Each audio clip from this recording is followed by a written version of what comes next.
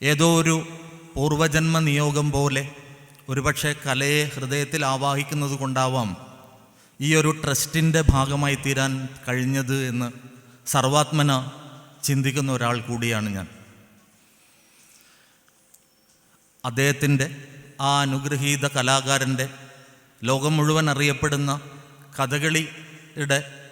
കഥകളിയിൽ അത്ഭുതങ്ങൾ തീർത്ത ആ കലാകാരൻ്റെ പേരിലുള്ള നാട്യരത്നം കഥകളി ട്രസ്റ്റ് ഏകദേശം 2013 രജിസ്റ്റർ ചെയ്യപ്പെട്ടതു മുതൽ ലോകത്തിന് മുമ്പിൽ തലയുയർത്തി നിൽക്കാൻ പര്യാപ്തമായ തരത്തിലുള്ള നിരവധി പരിപാടികളാണ് ഈ വേദിയിൽ ആംഫി തിയേറ്ററിൽ നടന്നു വരുന്നത്. ട്രസ്റ്റിൻ്റെ ഈ ബിൽഡിങ്ങിൻ്റെ പ്രവർത്തനങ്ങളിൽ ഏറ്റവും കൂടുതൽ ഒരുപക്ഷെ നമുക്ക് പിന്തുണയായി നിന്നത് ആകാശ് കണ്ണേട്ടനാണ്. അദ്ദേഹം ഇന്ന് നമ്മുടെ ക്ഷണം സ്വീകരിച്ച് ഇവിടെ എത്തിയിട്ടുണ്ട്. അദ്ദേഹത്തെ സ്വാഗതം ചെയ്യുന്നു. എനിക്ക് കേരളത്തിൽ അങ്ങോളം യാത്ര ചെയ്യുന്ന സമയത്ത് മനസ്സിലാവുന്നത്, പ്രത്യേകിച്ച് നമ്മുടെ മലബാർ ഭാഗത്ത് കാസർഗോഡ് ജില്ലയിൽ ആരോ ഇന്നലെ പറയുന്നുണ്ടായിരുന്നു, ഓരോ പഞ്ചായത്തിലും ഇതുപോലുള്ള സാംസ്കാരിക കലാകേന്ദ്രങ്ങൾ വേണ്ടതായിട്ടുണ്ട് എന്നുള്ളത്. ബഹുമാനപ്പെട്ട ഞങ്ങളുടെ ആദ്യത്തെ ട്രസ്റ്റിൻ്റെ പാട്രൺ ആയിരുന്ന മാമുക്കോയ, അന്തരിച്ച മാമുക്കോയ പ്രമുഖ സിനിമാ നടൻ, അദ്ദേഹം പറയാറുണ്ട്, ഞങ്ങളുടെ ആദ്യത്തെ പരിപാടി ഉദ്ഘാടനം ചെയ്തത് അദ്ദേഹമാണ്. പാലക്കുന്ന് ഭാസ്കരേട്ടൻ അന്ന് വിദ്യാഭ്യാസ സമിതിയുടെ പ്രസിഡൻ്റായിരുന്ന സമയത്ത് അദ്ദേഹം പറഞ്ഞത്, നല്ലൊരു കലാകാരനോ അല്ലെങ്കിൽ കലാസ്വാദകനോ കലാപകാരിയാവാൻ സാധിക്കില്ല. ഇപ്പോഴും ഞാനത് ഓർക്കുന്നുണ്ട്, അദ്ദേഹത്തിൻ്റെ ആ ഒരു പ്രവചനം. ഒരർത്ഥത്തിൽ വളരെയധികം ശരിയാണ്.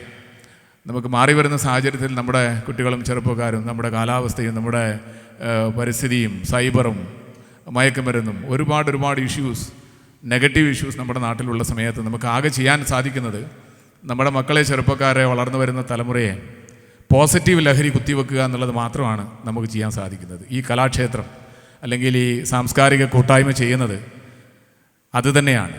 നമ്മുടെ വരും തലമുറക്ക് പോസിറ്റീവ് ലഹരി കുത്തിവെക്കുന്നു.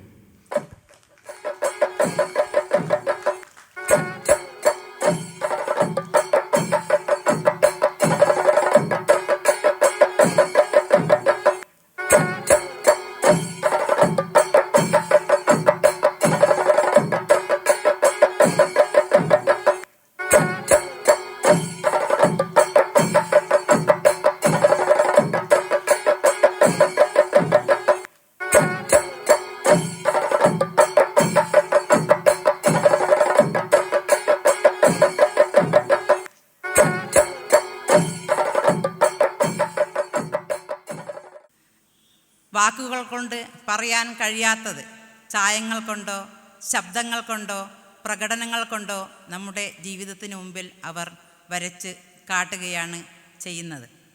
നമുക്ക് എത്ര വിഷമതകൾ ഉണ്ടെങ്കിലും നമ്മളെ സന്തോഷിപ്പിക്കാനും ചിന്തിപ്പിക്കാനും നമ്മുടെ കലാകാരന്മാർക്ക് കഴിയുന്നുണ്ട് എന്നുള്ളത് ഏറ്റവും സന്തോഷകരമായ കാര്യവും കൂടിയാണ്.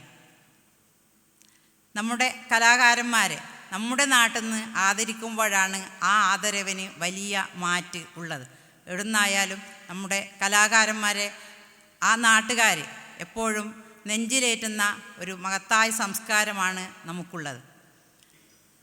നാട്യരത്നം കണ്ണൻ പാട്ടാളി ആശാൻ്റെ പേരിലുള്ള ഈ ട്രസ്റ്റ് എന്നെ ഏറ്റവും സന്തോഷിപ്പിക്കുന്ന, ഏറ്റവും എന്ന് വെച്ചാൽ അതിനപ്പുറത്ത് വാക്കില്ല, സന്തോഷിപ്പിക്കുന്ന ഒരു പ്രസ്ഥാനമാണ്. അത് ഒരു പ്രസ്ഥാനം തന്നെയാണ്.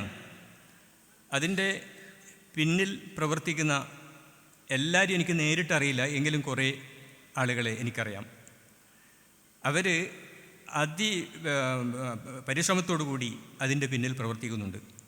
ഈ കഴിഞ്ഞ 1 മുതൽ ഇന്ന് വരെ ഈ നാട് ശരിക്കും ഒരു ഉത്സവ പ്രതീതിയിലാണ്. വെറും ഉത്സവമല്ല, ശാസ്ത്രീയമായി കല പ്രദർശിപ്പിക്കുകയും ആ കലാകാരന്മാർക്ക്, എനിക്ക് ശരിക്കും പറഞ്ഞാൽ ആ കല എനിക്ക് ശരിക്കും ആസ്വദിക്കാൻ പറ്റിയിട്ടില്ല. ഒരു ദിവസം മാത്രമേ എനിക്ക് ഇവിടെ എത്താൻ പറ്റിയിട്ടുള്ളൂ. അതിന് കാരണം എൻ്റെ സമയത്തിൻ്റെ ദൗർലഭ്യം തന്നെ ആയിപ്പോയി. പക്ഷേ ഞാനത് അറിയുന്നുണ്ട്. അപ്പോൾ അത്രയും ഗംഭീരമായ ഒരു ഉത്സവം ഇവിടെ ഈ നാട്ടിൽ നടന്നു. ഇപ്പോൾ നടന്നുകൊണ്ടിരിക്കുന്നുണ്ട്. ഇതിൻ്റെ തുടക്കമാണ്. ഇനി ഒരുപാട് ഉത്സവങ്ങൾ ഇവിടെ നടന്നു വരാനുണ്ട്. അതിൻ്റെ പിന്നിൽ പ്രവർത്തിക്കുന്ന അതിശക്തരായ കലാസ്നേഹികൾ, കലാബോധമുള്ളവർ, ഈ ട്രസ്റ്റിലുണ്ട്, എനിക്കറിയാം.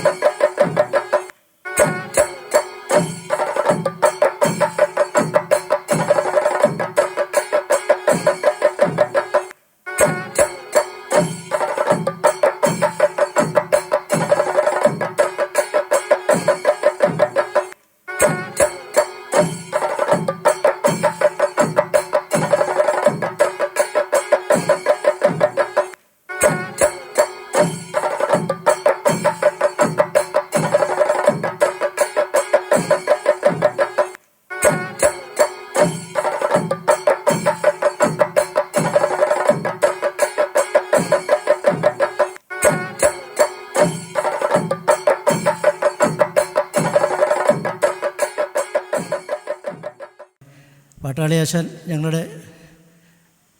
ഞാനെല്ലാം വളരെ ചെറുപ്പത്തിൽ അതേ തെയ്യത്തിൻ്റെ ഒന്നിച്ച് വരുമ്പോൾ തന്നെ ബാലമണിക്കേട്ടനും ആശാനും വളരെ അടുത്ത സൗഹൃദത്തിലാണ്. അതുകൊണ്ട് എല്ലാ അണിയറയിലും അദ്ദേഹം ഞാൻ മുഖത്തെഴുത്തിന് തുടങ്ങുന്ന സമയത്ത് തന്നെ അദ്ദേഹം നമ്മുടെ അടുത്ത് വന്നിട്ട്, അന്ന് തന്നെ കസേരയൊന്നും ഇല്ലെങ്കിലും അയാൾ നമ്മൾ ഓലക്കീറ്റിൽ തന്നെ ഇരുന്നിട്ട് നമ്മുടെ ആ മുഖത്തെഴുത്ത് കഴിയുന്നത് വരെ ഇരുന്നിട്ട് എന്നെ കൂടുതൽ എന്നോട് ഭയങ്കര സൗഹൃദമായിരുന്നു അദ്ദേഹത്തിന്. എന്നെ വലിയ ഇഷ്ടമായിരുന്നു. ഞാൻ ഇവിടെ ആശാൻ്റെ കളരിയിൽ വരാൻ കഴിഞ്ഞിട്ടില്ലെങ്കിലും എല്ലാ തെയ്യത്തിലും അദ്ദേഹത്തോടൊപ്പം നിന്ന് ഓർമ്മയും അതുപോലെ തന്നെ എൻ്റെ മനസ്സിലെപ്പോഴും ഉണ്ട്. ഈ കണ്ണൻ പാട്ടാളി ട്രസ്റ്റിൻ്റെ പേരിൽ തന്ന ഈ അംഗീകാരത്തെ ഞാനെന്നും എൻ്റെ ഹൃദയത്തിൽ സൂക്ഷിക്കുമെന്ന് മാത്രം പറഞ്ഞുകൊണ്ട് ഞാൻ എൻ്റെ വാക്കുകൾ അവസാനിക്കുന്നു.